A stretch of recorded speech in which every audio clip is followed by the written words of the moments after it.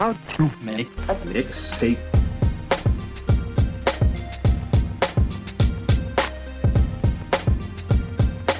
One of the things that we talk about every time is guests with credentials. Like, you know, we want to have guests with credentials. And then we have guests on, and they know so much about the genres that we talk about that it's like fucking all of our fucking guests have credentials, man. Like, Shannon knew his shit in regards to hardcore. I don't have sound from you. You're muted. And also, shame on me for trying to pigeonhole him into fucking Disney songs. It's understandable because he does a lot of Disney stuff and he likes Disney, but you know, he didn't allow himself to be pigeonholed. He was like, "No, I'm going to do this." So, this is the right call. I think going forward, I want to continue to have a good mix. Like, I like these episodes where we have somebody on who obviously knows a lot and is passionate about it, because if you're into that and listening, you probably enjoy it because it's like somebody speaking your language. If you don't know anything about that genre, you're hearing about it from someone who actually knows their shit, not some idiots. But I also like the episodes where we either do a silly theme or have somebody completely like out of their comfort zone, because you never know where it's going to go, and those episodes are fun. I also love that it challenges us. Like, I mean, I think we're pretty diverse in the music that we listen to.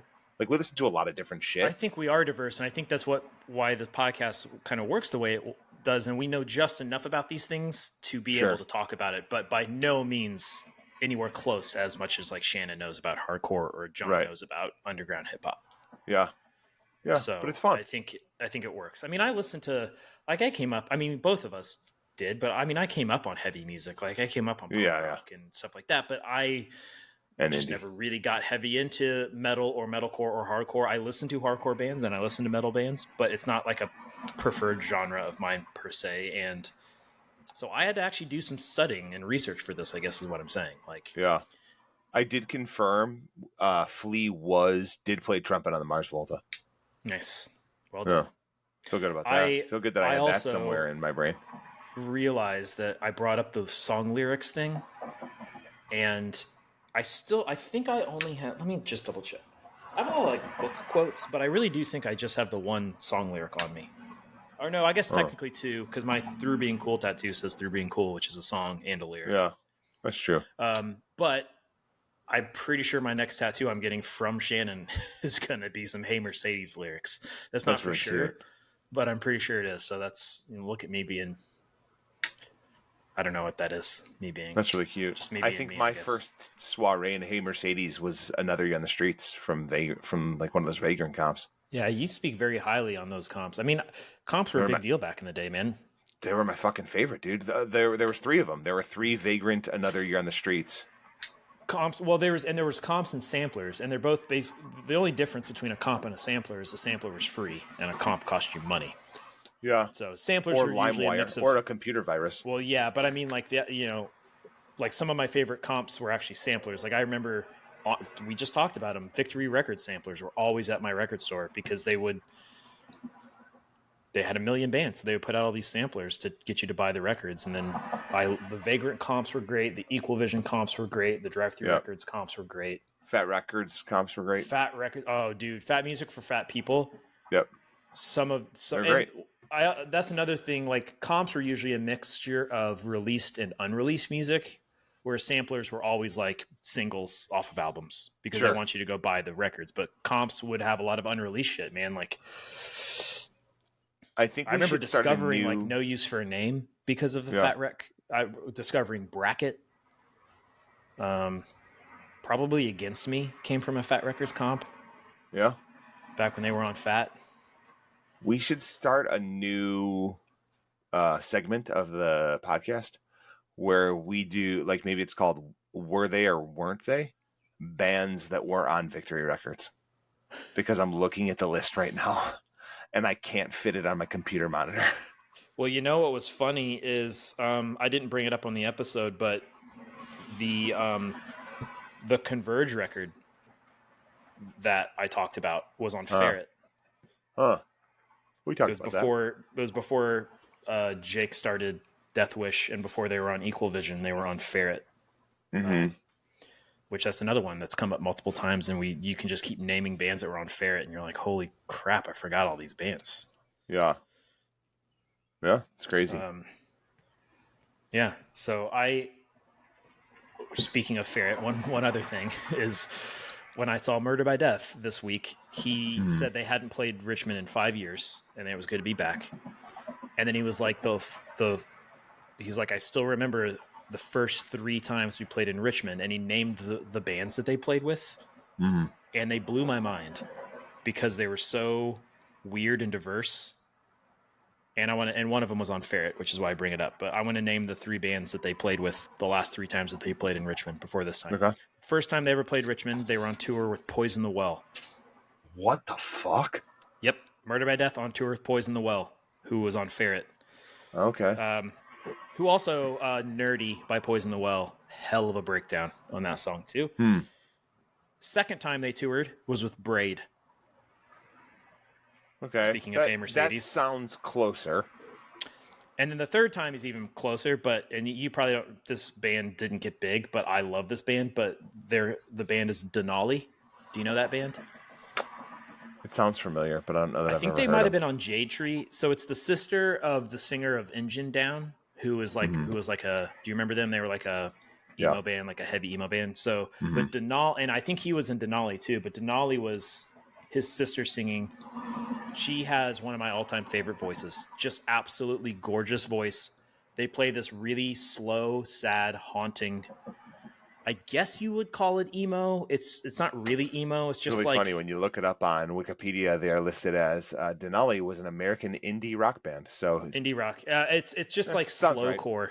It's like slow, sad, but her voice is gorgeous. It's like if Portishead was a indie band instead of a trip hop band. Like instead of samples and beats, it was like emo guitars and at an indie rock mid tempo thing. But gorgeous voice. Anyway, I just thought that was interesting. I'm like, dude, Poison the Well and Murder by Death doesn't make sense together, but I would have loved that show. Yeah. I mean, you know the story of them getting signed. It's kind of a famous story. Who? Murder by Death. Murder by Death? No, what is it? They were playing in like a basement in Indiana, and Thursday was playing a show that night too. And Jeff Rickley heard Murder by Death and called the head of their label and was like, you gotta check out this band. And then that was Eyeball, and then Eyeball signed Murder by Death. So it's Jeff Rickley from Thursday who got Murder by Death signed. So they were part of that like screamo scene, even though they weren't Thursday a heavy at band. one point in time, a Victory Records band. Yep. Saw Thursday once with Coheed and Cambria. It's all connected, Donnie. It's all connected. It's all coming together. Well, there's 2 new Coheed tracks out that I need to go listen to. I'm gonna go mosey and give those a shot. Yeah. What thoughts on this episode before we call it? How'd you do? I think I did okay. I think you did well. I think you represented. Okay. I think we represented the gamut of breakdown music. The only thing maybe missing was the early stuff, like before it was called a breakdown, like early metal. But I mean, you've already brought up Slayer before on this podcast. So. Yeah, I put Raining Blood on riffage. Yeah. So I mean. And then, like, again, I collected as much as I could over the last couple of days as I was just listening to so much shit to try and feel confident. And, like, there were bands that I started to come upon that I wish I would have talked about. Like, we didn't talk about Architects. Right. You listen to them at all?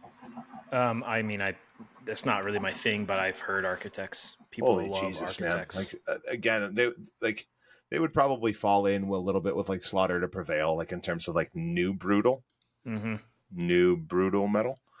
But like the song that I was going to do from them was These Colors Don't Run. And it is one of the craziest breakdowns I've heard from a newer band. But yeah, I think I did all right.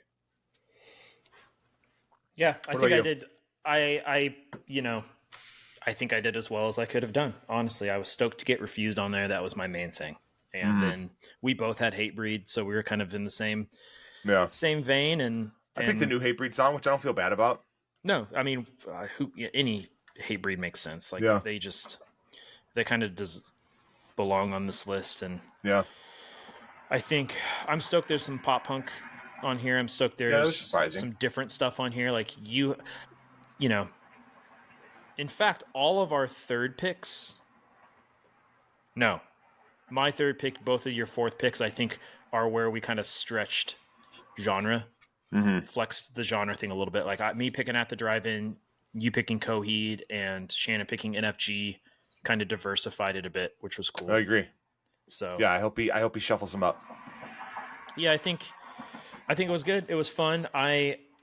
I was literally telling somebody last night because I was changing my list at like 11:30 last night, and I was having a text conversation with somebody, and I'm like, look, I like heavy music. In fact, I think I told you on the last podcast, I don't know if it was on the podcast or before, but the weather's nice, my windows are down. I've been listening to a lot of heavy music. But doing research for this, I'm burnt out. Like, I legit need to go listen to some Spice Girls or something, dude. I was listening to so much heavy shit while I was cutting the lawn. I can't imagine. Oh, dude, hold on a second. Oh, fuck. Hold on. I'm going to show this to you because it is a video. Hang on a second.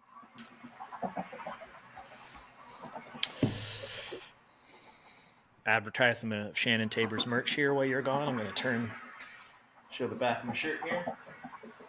There you go. For the viewers and the listeners. I had to get my passport photo taken yesterday. Okay.